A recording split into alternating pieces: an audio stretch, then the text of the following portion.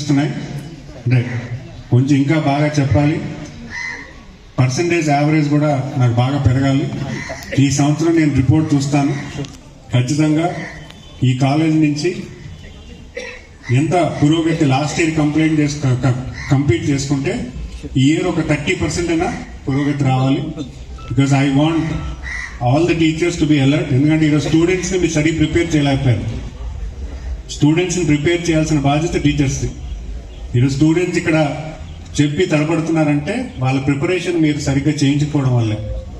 వాళ్ళ ప్రిపరేషన్ ఏదో ఉంటే రేపు వాళ్ళ స్టూడెంట్స్ ఎలాగా మీ క్లాసెస్ చెప్తున్నారనే ఒక డౌట్ నాకు ఎరేజ్ అవుతుంది.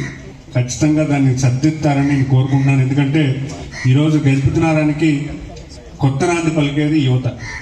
ఈ యువతలో మార్పు తీసుకొస్తానే ఈ ప్రాంతం అభివృద్ధి చెందుతుంది, ఈ ఏరియా అంతా కూడా బాగుంటుంది.